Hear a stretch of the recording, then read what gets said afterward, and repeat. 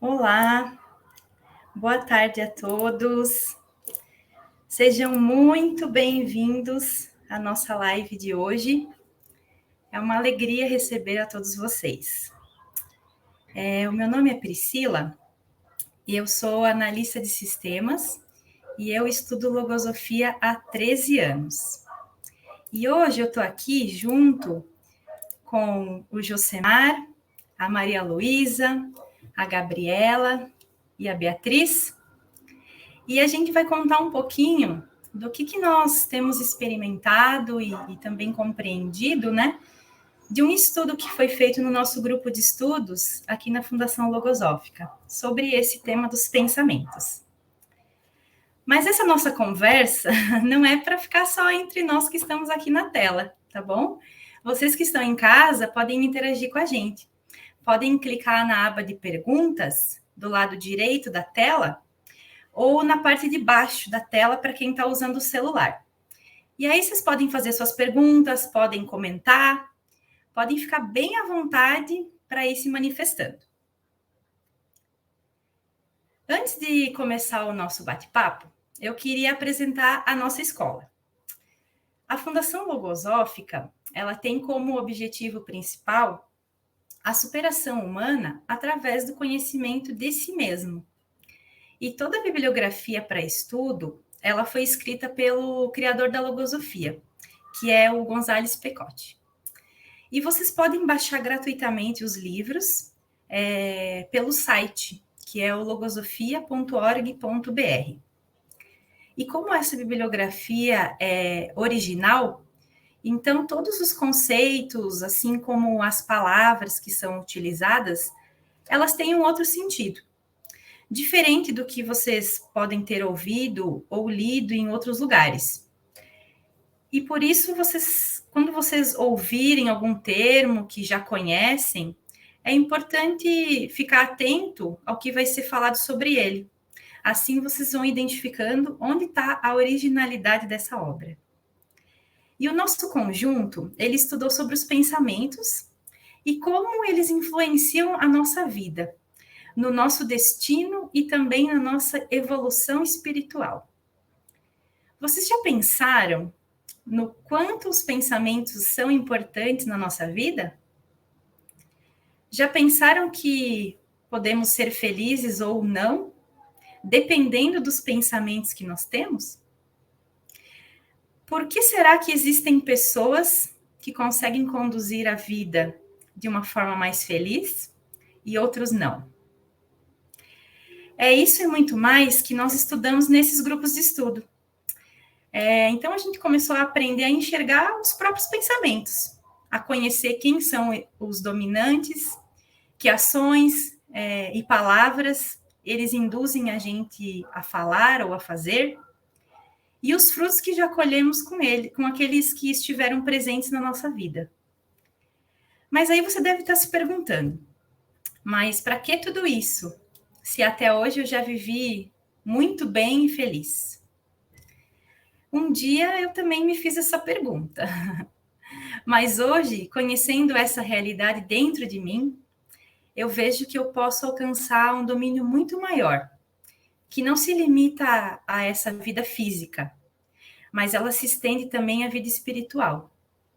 E ter essa oportunidade, eu considero um grande privilégio.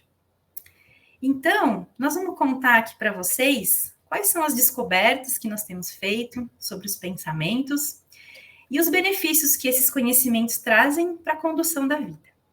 Então, vamos começar esse bate-papo com o Josemar. Conta para nós o que tem chamado a sua atenção aí nesse estudo. Bem, boa tarde a todos, boa tarde, Priscila. Eu sou Josemar, tenho 58 anos, sou um profissional de tecnologia da informação, estudante de logosofia há pouco mais de um ano. Estou aqui para trazer para vocês uma visão de como eu tenho vivenciado o conhecimento logosófico. O estudo da logosofia me permitiria falar a vocês sobre diversos conceitos e conhecimentos que consideramos muito interessantes e importantes para o nosso desenvolvimento pessoal e até mesmo profissional. como as inúmeras vidas físicas que nossos espíritos possuem, e as 3 partes que somos compostos, a vida física, a psicológica e a espiritual, o tempo da vida física e como podemos melhor utilizá-los através de conhecimento, da conexão que existe entre o passado, o presente e o futuro, os 3 campos de atuação na vida e como devemos nos relacionar com as pessoas, em cada um deles, para um melhor proveito de nossa oportunidade de evolução. Como podem ver, há muitas oportunidades de termos novos conhecimentos em nossos estudos e nas práticas daquilo que estudamos, que através de eventos como este aqui, ligados ao bem e ao progresso da humanidade, conseguimos chegar a um maior número de pessoas. Mas temos que reconhecer que geralmente nós mesmos não nos damos um tempo mínimo para as reflexões e estudos de questões mais elevadas e benéficas a nós mesmos, pois dedicamos praticamente todo o nosso tempo para questões comuns do dia a dia, que apesar de algumas delas serem muito importantes na luta pelo nosso bem-estar e de nossa família, basicamente se resumem à sobrevivência física, não é mesmo? E ainda quando temos algum tempo de folga, pensamos logo que devemos descansar ou nos distrair com coisas justamente que não nos leve a pensar ou refletir sobre nós mesmos, como nosso comportamento, nosso pensamento, nossa porção espiritual, ou como chamamos, transcendente, porque achamos que isso nos cansaria, seria chato, ou qualquer outro pensamento parecido. Mas eu pergunto a vocês, será que Deus planejou a vida humana para apenas trabalharmos e descansarmos em fins de semana e feriados, através de todo tipo de distrações? Ou haveria alguma outra intenção nessa obra divina? Então, convido a vocês, quem quiser se manifestar através do chat e responder essa pergunta, fiquem à vontade, tá bom? Bem, se considerarmos que existe alguma forma de vida, de continuidade de vida após o fim desta vida física, e ainda sabendo que não é possível levarmos poder nem dinheiro conosco para essa outra vida, então não parece a vocês estranho simplesmente não dedicarmos alguma parte do nosso tempo para o desenvolvimento transcendente? Pois bem, amigos, justamente esse dilema me trazia uma inquietude ao longo da minha vida que me fez percorrer diversas linhas de pensamentos e tentar preencher essa lacuna que até encontrei a logosofia. E desde então, venho estudando e praticando seu método com o objetivo de mudar essa situação em mim mesmo, mas também para entender as causas da situação atual em que o ser humano, em geral, se encontra, um pouco sem rumo e segurança sobre o seu futuro, o que tem me dado muita esperança de que podemos mudar essa situação, e melhor ainda, de uma forma sem nos isolar das demais pessoas, mas sim usando a própria vida, essa nossa vida, como campo de estudos e aprendizado. Mas para dar um pouco mais de foco a um tema que consideramos especialmente importante, como já dito anteriormente, que é o estudo sobre a mente e os pensamentos que a habitam, eu posso dizer que aprendemos que há diferenças entre os pensamentos e a nossa função de pensar, bem como entendemos que os pensamentos são entidades independentes e que nem sempre são realmente nossos. Portanto, nem sempre temos o controle sobre eles. Fato que podemos deduzir quando, por exemplo, falamos algo a alguém. Depois de refletir melhor sobre o que falamos, nos arrependemos de tê-lo feito. Seja devido à forma como falamos, ou porque nos damos conta de que o que dissemos nem mesmo representa aquilo que pensamos de verdade. Então, por que o dissemos? Já veremos isso um pouco mais adiante. Bem, dessa forma, começamos a conhecer o que chamamos de nossa casa mental, através da observação dos pensamentos mais constantes que temos nela, para assim os classificar e separá-los entre os positivos e úteis à nossa evolução daqueles outros que são negativos ou inúteis, que inclusive atrapalham o nosso progresso. Eu imagino como esse breve aspecto do conhecimento logosófico que falei aqui, sobre os pensamentos, possa ter demonstrado aos que nos assistem aqui hoje a sua originalidade e transcendência, pois não iríamos observar e classificar pensamentos e não fazer nada com isso, não é mesmo? E que parte do estudo que estamos fazendo mais tem chamado a sua atenção, Maria Luísa? Boa tarde a todos. Meu nome é Maria Luísa, eu sou engenheira de produção. Na infância e na adolescência, eu participei aqui das atividades que a Fundação oferece para essas fases, e hoje eu estudo logosofia há 1 ano. Para mim, Josemar, o que mais me chamou atenção, né, nos estudos logosóficos foi quando eu comecei a aprender a, de fato, identificar os meus próprios pensamentos, né, quase que como um caça ao tesouro, assim. E eu passei a entender que no caminho eu também encontraria várias pedras, areia movediça, armadilhas, né, inclusive em maior quantidade. Então, eu me voltei à busca desses obstáculos que na logosofia a gente identifica como pensamentos negativos, né, e deficiências, para que eu pudesse aprender a como retirá-los do meu caminho de maneira permanente. Mas claro que, como a chuva, por exemplo, que sempre volta, esses novos obstáculos voltavam para os lugares que eu já tinha percorrido e me mostravam que aquilo que parecia super dominado ainda estava lá, né? Ainda estava lá na minha mente, escondido, disfarçado. Isso exigia que eu tivesse que passar pelo mesmo lugar várias e várias vezes para organizar essa bagunça da minha mente. Assim como o constante movimento que acontece no nosso mundo físico, né? A nossa mente também precisa estar em constante movimento para que aconteçam essas mudanças de pensamento, né? Essas trocas de pensamentos. Então, eu tenho aprendido que eu preciso manter a minha mente sempre atenta, né? Para que, conhecendo esses pensamentos primeiro, eu recorrentemente possa escolher os que eu quero manter e os que eu quero mandar embora, né? E você, Gabi, conta pra gente. Que parte desse estudo tem sido a grande novidade aqui na sua vida? Muito interessante esses aspectos que você trouxe, Maria. Eu sou Gabriela, sou engenheira de processos e estudo logosofia há aproximadamente 1 ano e meio. Mas eu sempre tive nessa órbita, porque eu estudei no Colégio Logosófico, no Rio, e também participei de algumas atividades que a Fundação oferece durante a adolescência. Mas tem aproximadamente esse tempo, 1 ano e meio, que eu tenho conseguido aplicar esses ensinamentos com maior exatidão no meu cotidiano. E é exatamente isso que eu gostaria de trazer para vocês hoje, o que eu tenho estudado e vivido com a aplicação desses conhecimentos na minha vida. Eu tenho observado que nos estudos há sempre uma parte teórica e uma prática, que é justamente a aplicação dessa teoria na minha própria vida.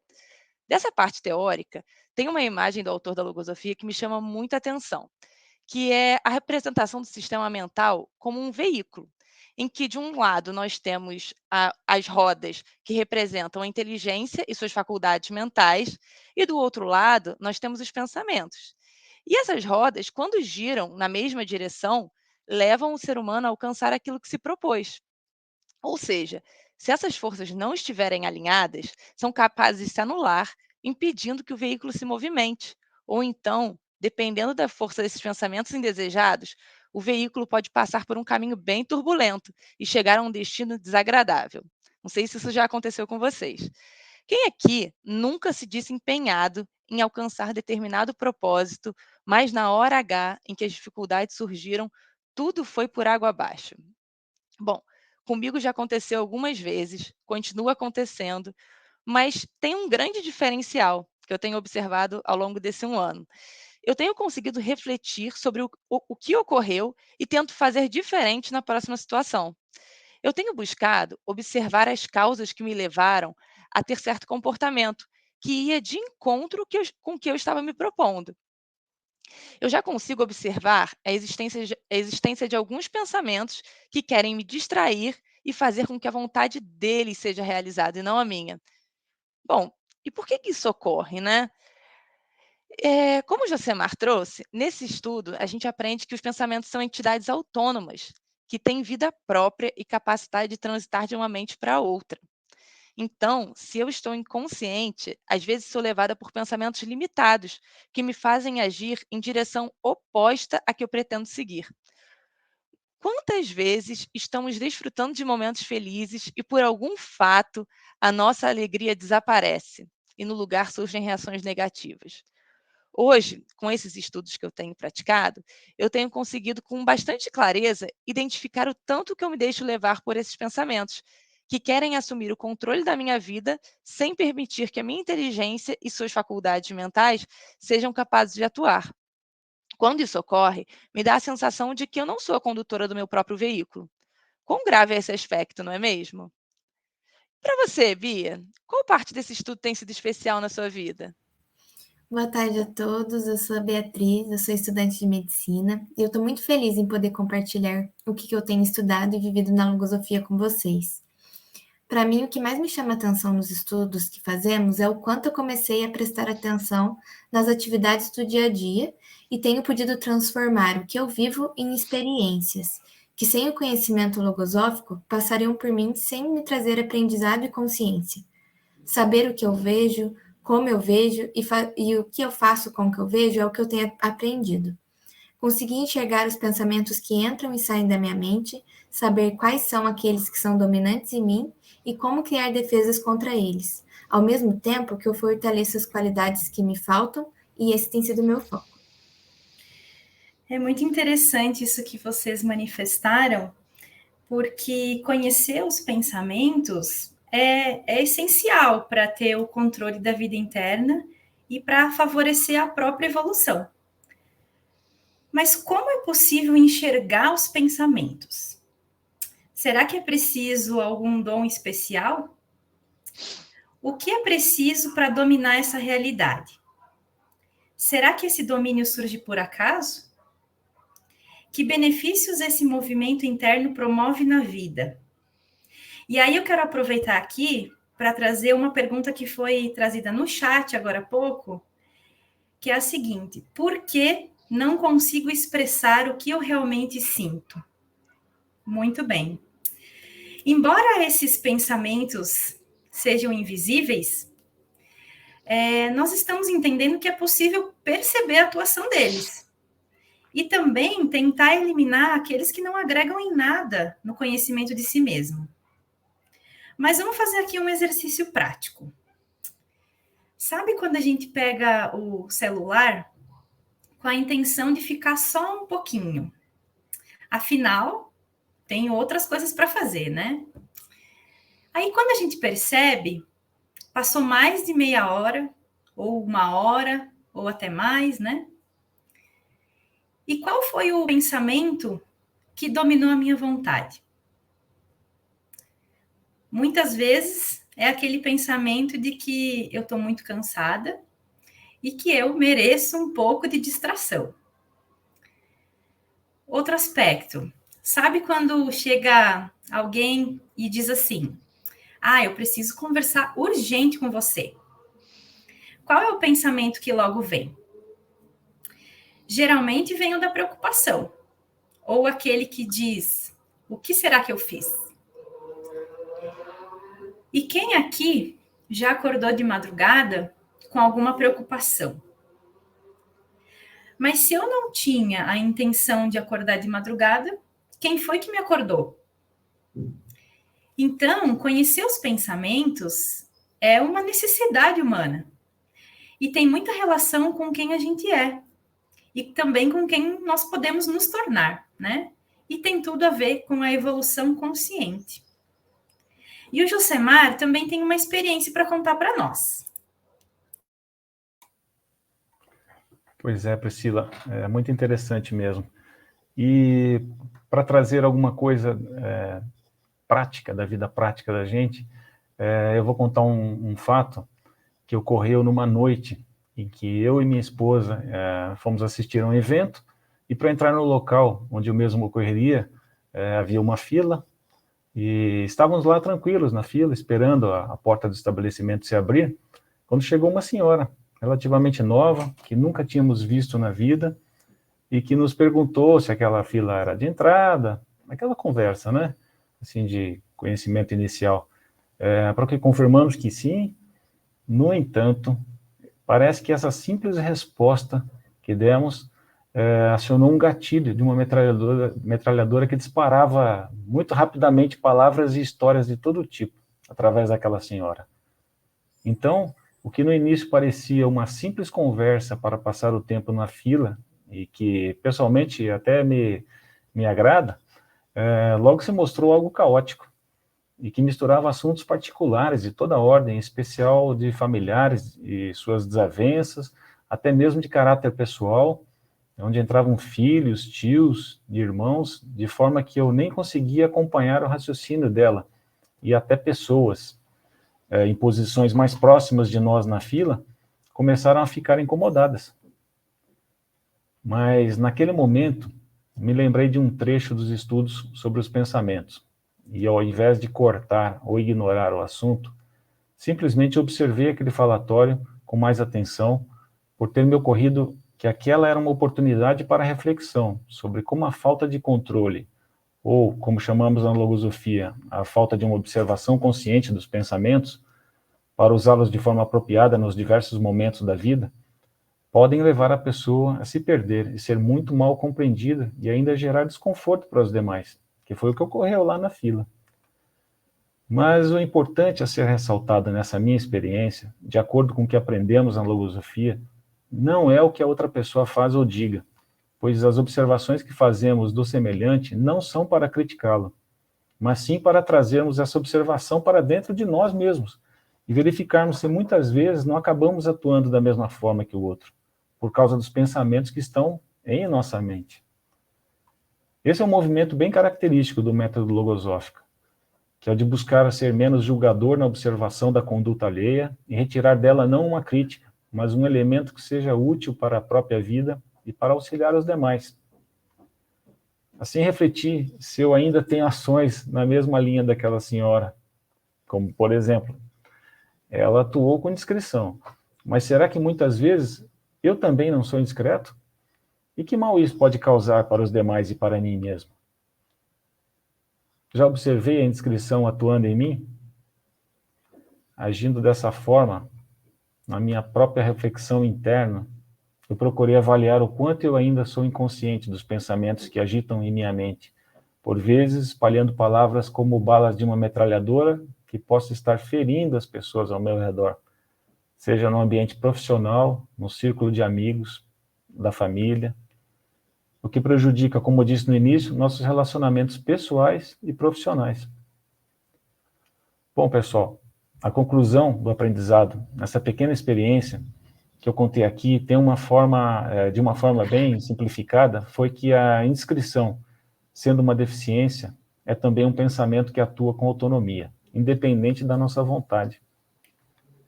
Maria Luísa, eu sei que você tem se estimulado para compreender o que é a evolução consciente. E nesse sentido, o que tem te chamado mais atenção? Muito legal sua experiência, Josemar. Acho que todos já passamos por filas e já atuamos como a senhora, né? Eu também tenho buscado entender o que é essa evolução consciente na prática. Quando eu comecei a olhar para o que acontecia no meu interno, os pensamentos que estão na minha mente e tudo mais, eu comecei a entender um pouquinho do que é evolução consciente. E uma das maiores questões da minha vida ultimamente, que é uma situação que eu tenho vivido e que demonstra um pouco essa tentativa, né, de seleção de pensamentos, é sobre o tempo que eu consigo dedicar para as pessoas que eu amo. Eu sempre fico com a sensação de que não foi o suficiente, que eu estou devendo alguma coisa. Principalmente hoje no que diz respeito aos meus pais. Então, eu constantemente me pego pensando em quando vai ser a última vez que eu estarei com eles, por exemplo. Eu fico com a sensação de arrependimento toda vez que eu me despeço deles e volto para minha rotina, que hoje é em São Paulo e fica longe deles. E eu reflito bastante sobre isso e como eu posso me sentir melhor. E aí eu tenho tentado, nesse sentido, trocar esses pensamentos, né, de temor da perda ou da dúvida do tempo que eu ainda tenho com eles em vida, por usar esse tempo que eu tenho hoje com mais inteligência, com mais sabedoria. E eu percebi nesse processo que muitas vezes eu me sinto assim, porque quando eu me despeço, eu percebo que eu estava lá só de corpo, né? E aí essa sensação se potencializa. Então, para trocar esses pensamentos, antes mesmo deles aparecerem, eu tenho exercitado o meu tempo consciente, né? Doando a minha melhor versão para eles, sempre que eu tenho essa oportunidade. E aí eu tenho conseguido ficar mais tranquila com o que a vida tem para me oferecer, né? Sem a sensação de não ter sido uma boa filha ou a melhor filha que eu podia. Então, nos momentos que a gente está junto, eu percebi que toda vez que eu demonstrava, por exemplo, irritação, suscetibilidade, eu me arrependia muito depois, né? Somado a esse pensamento do medo de perder que eu comentei.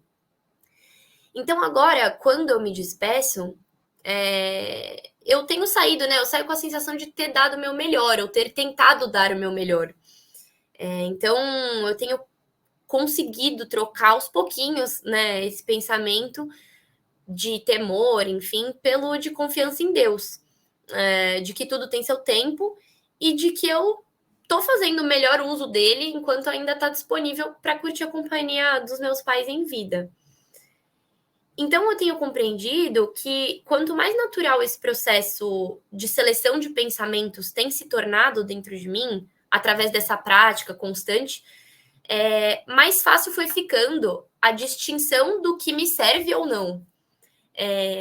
Apesar disso, o exercício de retirar um pensamento definitivamente da minha mente ainda exige bastante esforço, né? Insistência e, óbvio, algumas tentativas mal sucedidas, né? E então, com a observação desses pensamentos, eu de fato me sinto no controle da minha própria vida.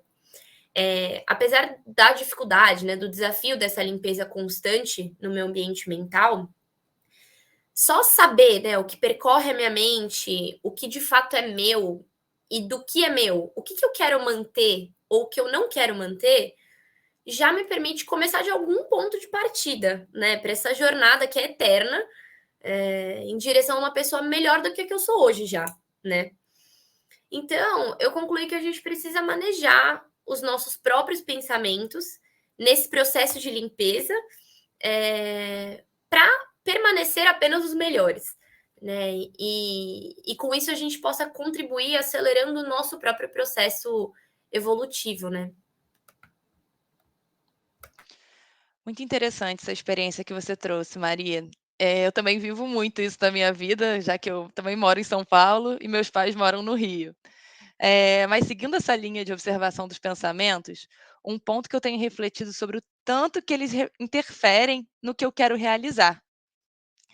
Vocês já pensaram por que isso ocorre? Por que muitas vezes queremos agir de determinada forma e a gente não consegue? Por que é tão simples nós darmos uma rasteira nos nossos próprios propósitos? Como eu falei um pouco antes, o autor da logosofia apresenta que as rodas de um lado do veículo são as faculdades da inteligência e do outro, os pensamentos. E o que eu posso fazer para que eles trabalhem na mesma direção e eu possa alcançar o que eu desejo?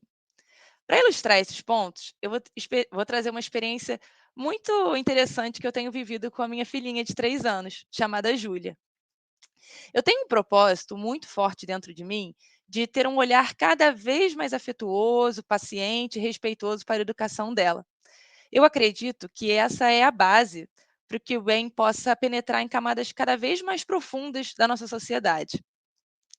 Mas o que quero trazer aqui é que quando a Júlia chora por horas ou faz uma birra quando é contrariada por algum motivo, é muito nítido como esse propósito que eu tenho muito firme dentro de mim vai sendo minado com a invasão de pensamentos que passam a responder por mim.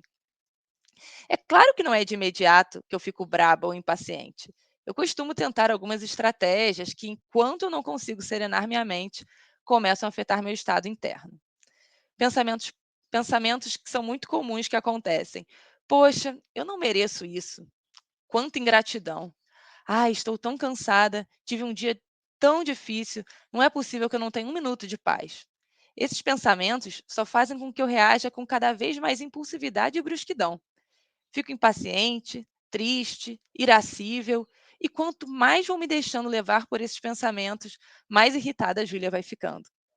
percebo que, enquanto eu não mudo meu estado interno, não consigo criar os pensamentos adequados que irão direcionar minhas atitudes para dominar aquela circunstância.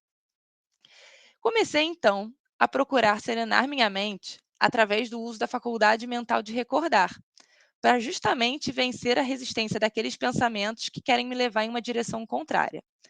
Passei a fazer um esforço consciente de me lembrar do tamanho da gratidão por tê-la na minha vida. Eu busco recordar daquelas risadas infinitas, dos momentos que eu busco ela na escola e ela vem correndo para me dar aquele abraço que é super gostoso, ou então daqueles passeios no parque cheios de significado, ou aquele abraço gostoso que só ela sabe dar. Sabe como é? É impressionante como esse movimento de recordar e associado a serenar minha mente, emite uma luz tão forte que não só começa a bater esse meu estado anterior que eu estava, mas esses novos pensamentos de harmonia passam a afetar o comportamento da Júlia, comprovando o movimento dessas entidades autônomas, que são os pensamentos. Eu ainda percebo que há circunstâncias que eu não consigo dominar esses pensamentos, que me levam no caminho oposto ao que eu gostaria de ir. E geralmente estão relacionados com aqueles momentos de correria em que eu preciso acelerar o passo e não consigo verdadeiramente me conectar a ela. Mas já consigo observar que naqueles dias, quando busco estar consciente e me faço realmente presente, consigo perceber um grande avanço e uma grande alegria quando nós duas conseguimos sair vitoriosas desse ciclo. Muito simples, né, Gabi? Super fácil. Mas é exatamente isso que eu tenho sentido. Eu descobri também, né, que ao passo que eu consigo identificar esses pensamentos, primeiro em mim, e entender como é que eu trabalho com eles, eu posso sim contribuir para ajudar os outros, né, a também manejar os seus próprios pensamentos, né? E eu tenho experimentado um pouco disso no meu trabalho também. Eu tenho um amigo há muitos anos, que nesse momento de vida ele teve a oportunidade de trabalhar na mesma equipe que eu. E aí eu tô passando por um processo difícil, né, de separar o amigo do funcionário. E diante desse dilema, eu percebi que eu precisava começar separando a pessoa do pensamento, né? Quando eu comecei a enxergar esse meu amigo pelos pensamentos que rodeavam a sua mente, eu comecei a efetivamente conseguir ajudá-lo, né? Isso porque eu aprendi que muitas vezes a gente não atua com a nossa própria consciência, né? E sim movidos por esses pensamentos próprios ou alheios, né? Que nos orientam a determinadas atitudes que nem sempre são as melhores.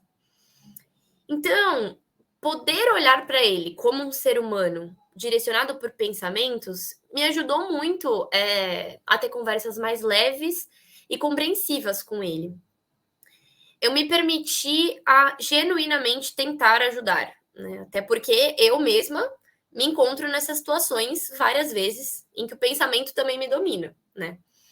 E a nossa relação melhorou bastante nos últimos tempos por conta disso. E aí, isso não significa necessariamente que ele mudou, né? Mas com certeza, eu mudei. Eu mudei meu pensamento de rigidez, de inconformismo, de intolerância. Eu troquei tudo isso por compreensão, por empatia, por colaboração. E aí, no final, eu tô conseguindo aos poucos converter essa relação que já não estava das melhores, retomando a nossa amizade de muitos anos.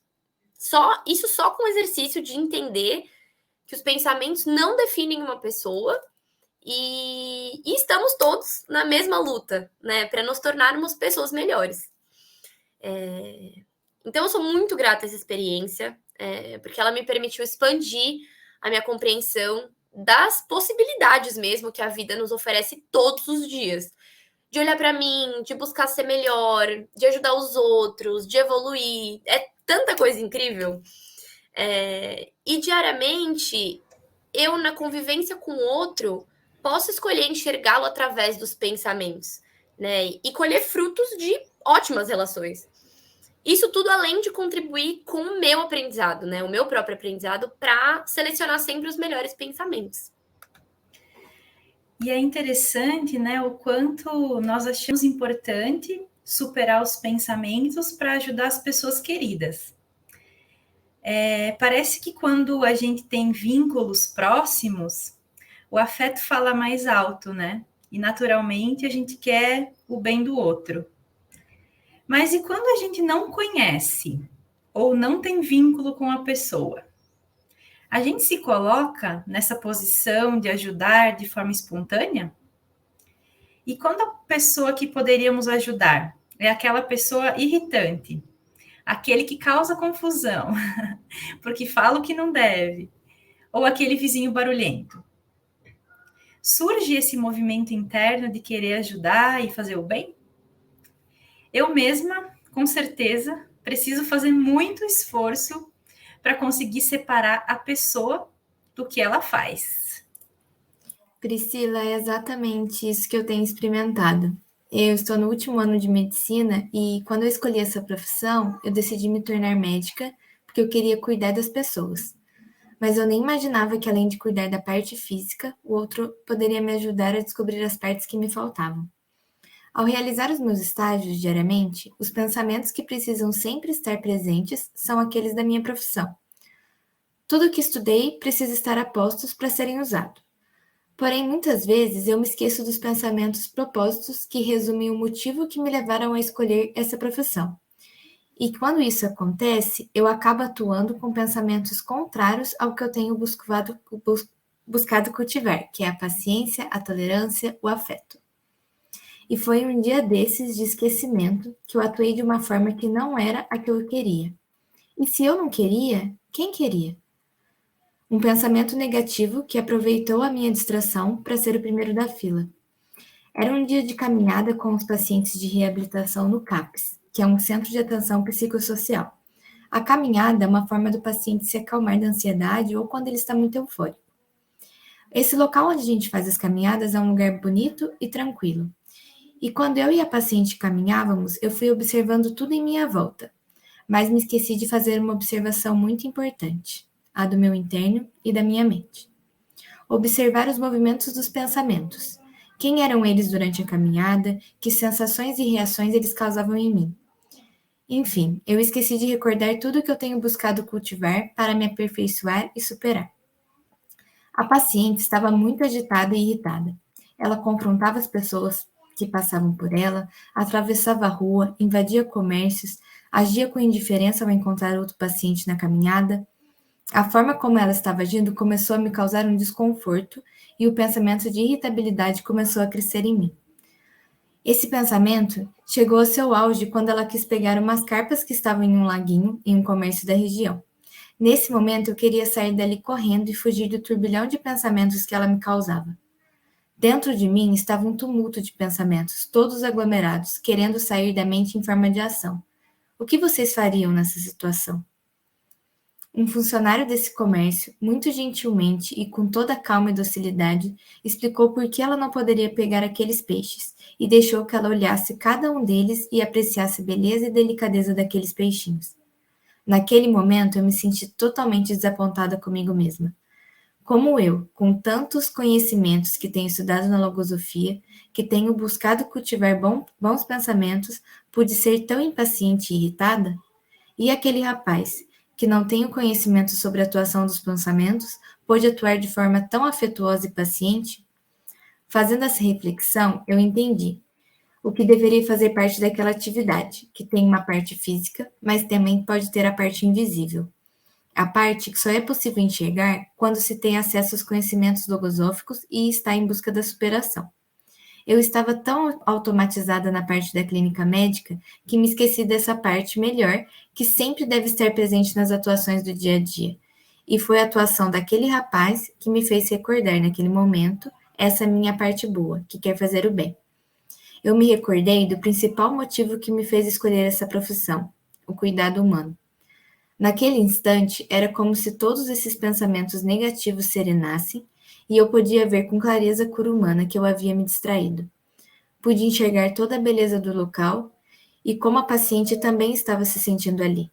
Pude me conectar com ela e apreciar juntas a paz daquele lugar.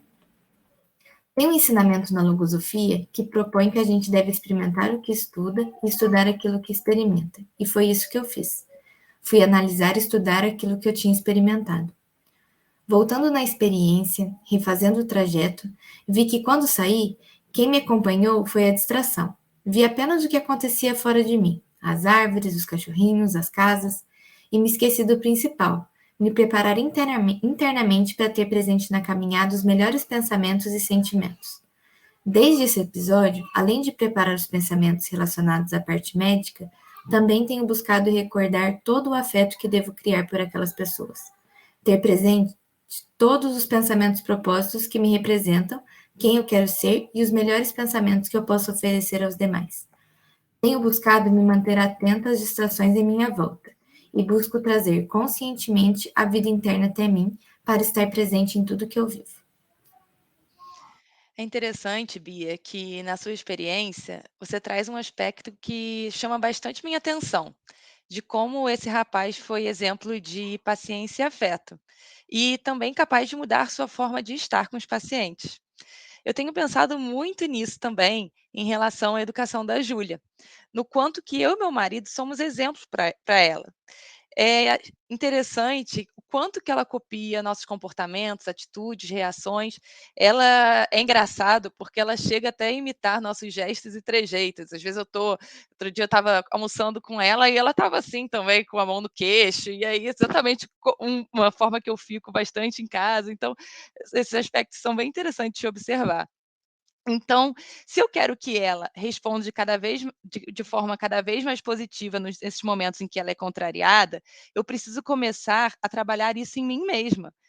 Eu comecei então a observar como eu reajo quando eu sou contrariada e passei a buscar alguns recursos através da logosofia para poder nos ajudar a sair do outro lado. Um dos recursos que eu tenho usado bastante é sobre a casa mental. Eu tenho conversado bastante com ela sobre essa imagem, que ajuda muito as crianças a enxergarem e dominarem os pensamentos negativos que estão na mente.